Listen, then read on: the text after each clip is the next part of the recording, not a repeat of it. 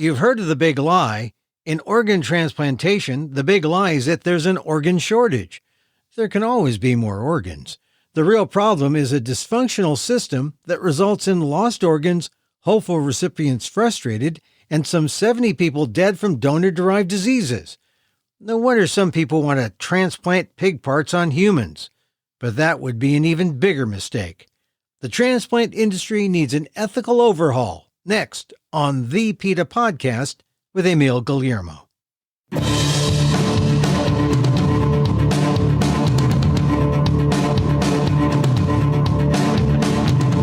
Welcome to the PETA Podcast. I'm Emil Guillermo, your host for this inside look at animal rights. Brought to you by PETA, the largest animal rights organization in the world. On today's episode, the organ transplantation system in America isn't working well and needs an overhaul.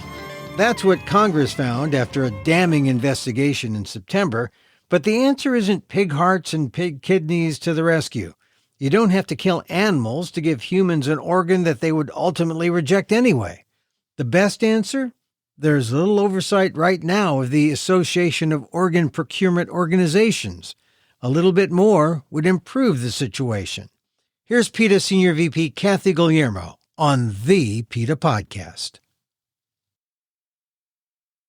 What sparked this inquiry by Congress? I guess the system had to be pretty bad, huh?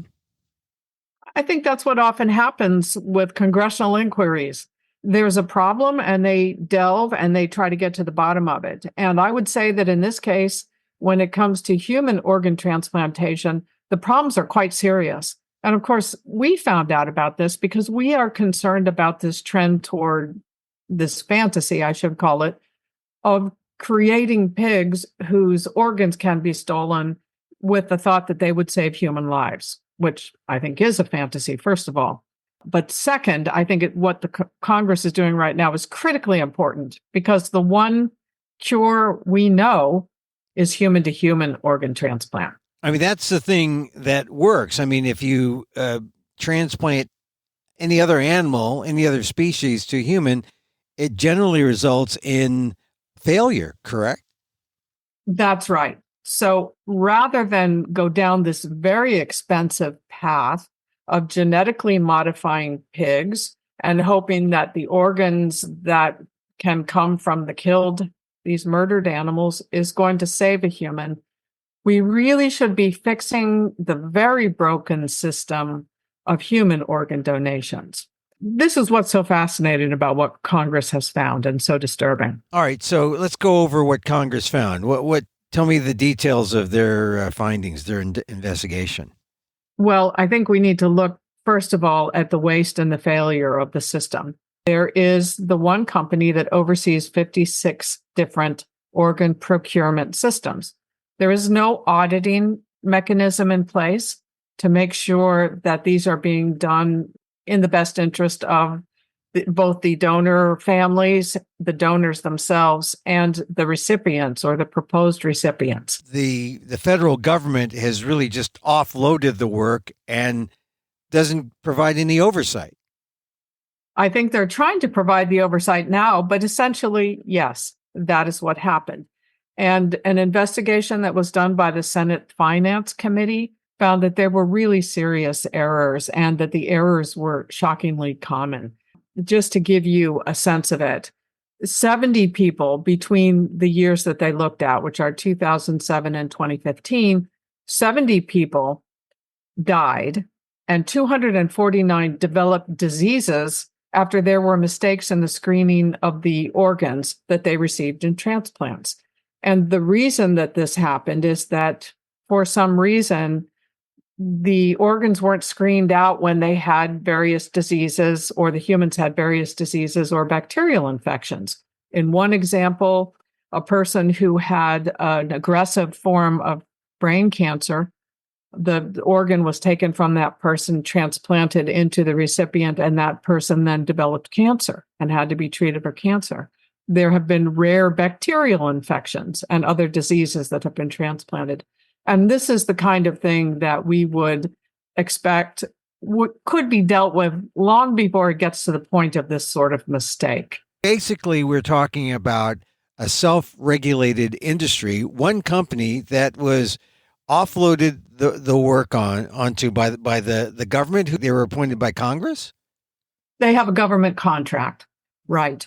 And this is obviously it's a problem when there are no audits of a system that so many people rely on. There are 100,000 people right now waiting to receive organs, and yet there's an incredible waste. In 2020, for example, more than 21% of all the kidneys that were donated were not transplanted into humans for a whole variety of reasons, from anything from it was in the wrong place and they didn't have a system for moving it, to they didn't have the person ready in time.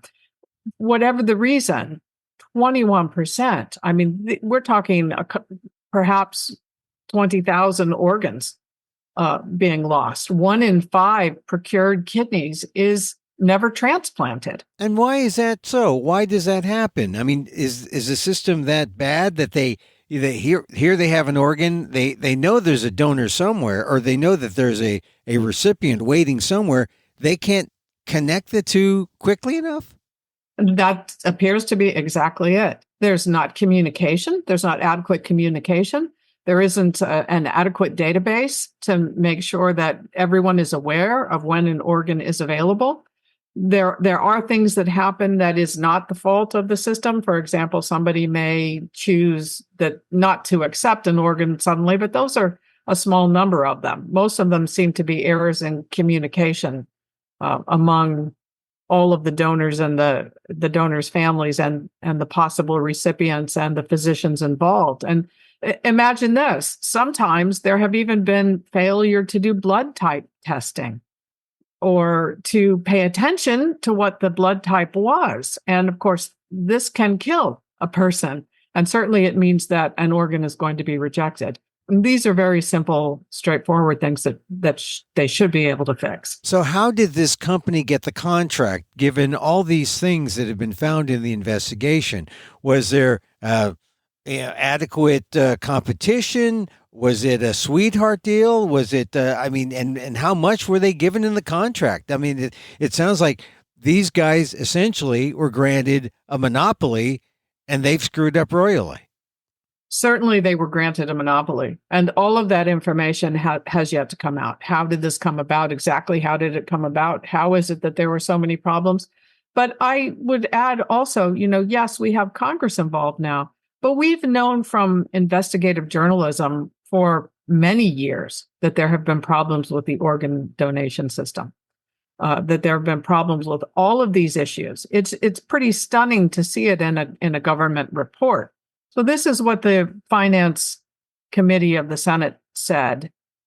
Between 2010 and 2020, 104 complaints were submitted to the and they've got a name here, but basically to the committee that oversees this regarding testing procedure errors. These complaints include issues like donor blood type, infectious diseases not identified pre-transplant, or required blood and urine tests not be completed on the donor pre-transplant. More specifically, from January 2008 to September 2015, 211 donors transmitted disease, and 249 total recipients developed donor-derived disease. From these 249 transmissions, 70 died from the donor-derived disease. The data illustrates the lethality of diseases contracted during a transplantation and the need for the exacting scrutiny of such transmissions. Of the patients that developed a disease from their donor's organ, 28% of them died. Wow. So there was disease from the donor and the recipient. I mean, it was, don't they check these things? That's exactly the point. All of that needs to be checked. And this would be, in most cases, as simple as scrutinizing the medical records of the donor. You certainly would know if somebody had an aggressive cancer. That would not be a secret. And there are a number of tests that need to be done. I think, there are two issues here. One is that we need to be saving human lives, humans who need organs. And more lives can be saved if the program were done and operated properly. But we also have to consider that if pigs were going to be used, if that fantasy ever became a reality, and let's be clear, no one who's had an organ from a pig has yet survived. If this were done, we have to understand that we don't even know what all the viruses pigs harbor. We know some of them, and we know that the man last year who had a heart from a pig transplanted into him, it was a man who had a fatal disease already. When the heart was transplanted into it and he inevitably and eventually died, some of the pig virus was found in his heart. So it's not going to be the answer. I think, the takeaway for those of us who are concerned about this, what some hope will be a lucrative industry in pig organs, is not going to be workable. Well, tell me, how are the battle lines being formed? Now this really damning report that shows that the contracted company is screwing up in the way that they've set up the transplantation industry, essentially. Is it as easy as get a new company to do it? Or are people saying, no, let's forget that and let's go straight to pig transplantation? Are there people lining up to say, this is the answer, pig transplantation, this is the way to go? How are the battle lines being drawn now, given this damning report? It appears that those two things are operating side by side without anybody paying attention to the other one. The people who are trying to genetically modify pigs, and by the way, to get one properly genetically modified pig, a number of pigs are created and bred and don't work. So there's a huge collateral damage, if we may call it that. But the people who are promoting pig organs are ignoring entirely all the issues with the human organ donation system. So they're not suggesting in any way that could be fixed and lives could be saved that way, even though we certainly know that's true. They are simply saying there's a shortage, this is what we need to do. In the meantime, on the organ donation front, they seem to be paying no attention whatsoever to what's happening with these profit-seeking companies who want to sell pig organs. So there's a huge lack of communication. And meanwhile, are there other companies saying, we can do a better job? We can do what this other company, what is the name of the company that's being brought on the carpet for their, for essentially a failure of doing the job? The group that heads up this program is called the Association of Organ Procurement Organizations. And they're in charge of monitoring all this. And, they're not paying attention to what's happening with the pig donations, because I think they're very busy in court right now, because there is an issue in Kentucky where prosecutors are saying that they're investigating the system because of a patient who was still alive when they tried to harvest his organs. What? A patient was in a hospital bed and they're trying to harvest while he's still alive? Yeah. The allegations are quite stunning, and you can find them in the Wall Street Journal. The allegation was made by a former Kentucky organ donor affiliate employee, and that's one of the organizations around the country that deals with this. And she said in a letter that she, a surgeon, and other workers in 2021 refused to take the organs of a man because he was crying and shaking his head no. And she also said that it was also reported in the Wall Street Journal that an employee of another procurement group had a similar incident, reported that a patient who was mouthing the word "help me" as they were trying to harvest the organs. So it sounds like we have a consortium of procurement groups, and that's who's running this. And so not only are they not communicating with the donors and the recipients, but they can't seem to be able to communicate amongst themselves either. So it just doesn't sound like the best company got the contract. Well, that may be the case, and I think that's what has to come out. And of course, it's disturbing on many levels. But I have to say, if I were a person who needed a kidney, and somebody said to me, "Well, we could fix the human organ donation system and get you a human kidney. Or, hey, how about this one from a pig, which has never yet worked so far? And I think the choice would be quite simple. To go with an improvement of the system. Exactly, because we know that's going to save lives. And, there are now 27 nations in Europe who have what we call an opt-out program for organ donations, meaning that it is assumed that they have donated their organs should they lose their lives, unless they specifically opt out. Whereas in the US, we have an opt-in program, meaning obviously that we assume you aren't donating organs unless you have specifically designated that. But having an opt-out program means that many more organs are available. And tell me, how does the politics work out in the Senate? Is this a very the kind of issue that will be prioritized, and the Senate will try to come to some kind of good conclusion, get a good company in there, or do the right thing? Or is this something that's going to be a political football? Well, it's got to go to the proper agency in the government to deal with it. And the House is on its side in September, had their own hearings about it. And they listened to some of the testimony from the Kentucky Attorney General's office. And there are some advocacy groups who are also working on it.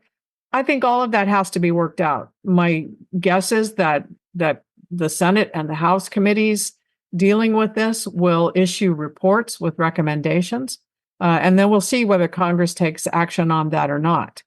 Health and Human Services is going to have to get very active in this, I think, is what this comes down to. But this really comes under the Health Resources and Services Administration, because they're the one responsible for the contract with the United Network for Organ Sharing. Of course, a lot will depend on the election, too. Who controls the House, who controls the Senate, and how this goes forward.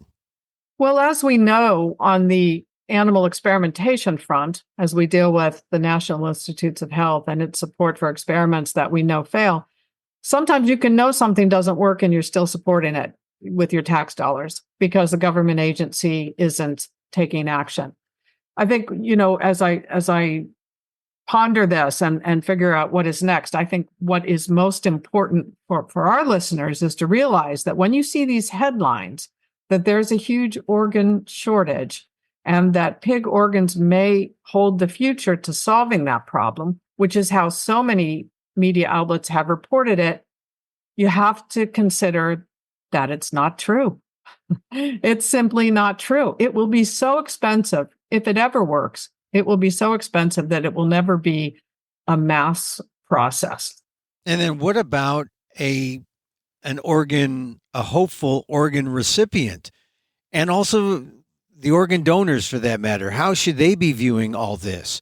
That that the system is fraught with problems, and it really diminishes the chance of success on either side, donor or recipient?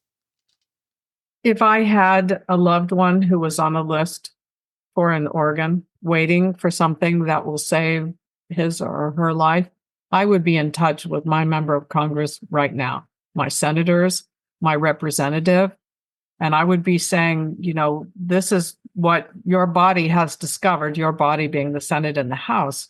This is what you've discovered. This needs to be cleaned up immediately. People are dying waiting for an organ.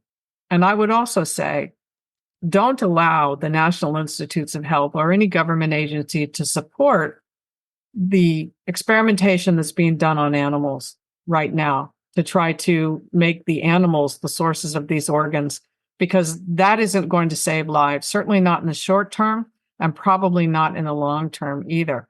Just not that long ago, there were articles about how a monkey had survived for 2 years with a kidney transplanted from a pig. And it was heralded as this big breakthrough. It was in the journal Nature. Well, we delved into that a little bit. We found out that there were 20 other monkeys who didn't survive. Many died shortly afterwards at 4 days, 6, 8, 9, and 16 days.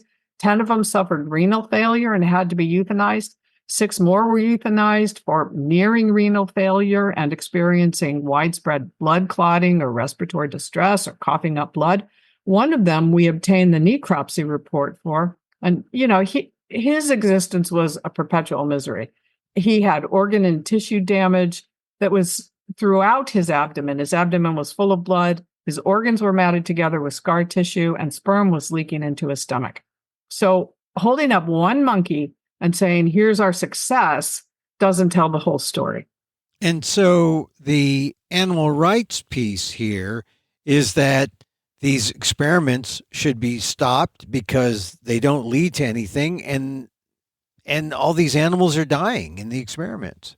Well, the experiments should be stopped because it's unethical to view the beings with whom we share the planet as living organ donors. I think that's just wrong. I think it's wrong for anybody to say that we should create an animal in whatever way, just so that we can kill that animal in this way. So that's the animal rights part of it.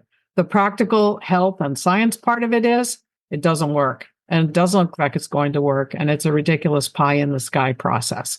And so the future of this Senate report really, I guess we have to wait for the election, I suppose, or can Congress act in a bipartisan manner on this because it seems to benefit everyone? Yes, so I think we'll see what comes out of the House hearings that were held last month, and we'll see what the House comes up with. I would guess that there's probably legislation in the works. It's kind of a lie that there's a shortage because there are so many things we could do to make these organs available.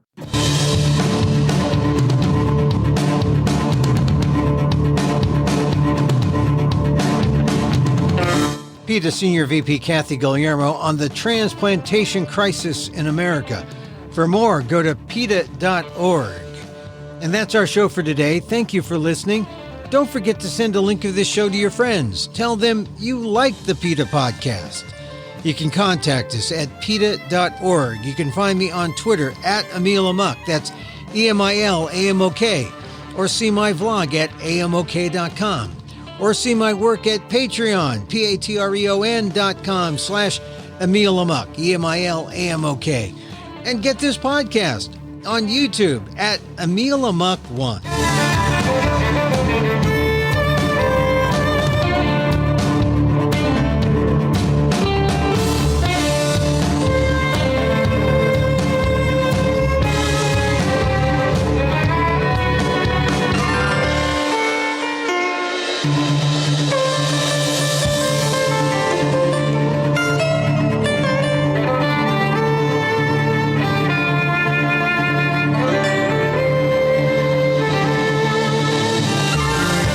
Once again, thank you for listening. Check out all our episodes on your favorite podcast app or on Apple Podcasts, where you can subscribe to as well as rate and review the show.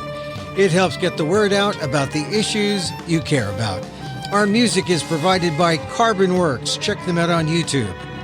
And join us again next time for more insight into animal rights and the fight for a cruelty-free world on the PETA Podcast. I'm Emil Guillermo.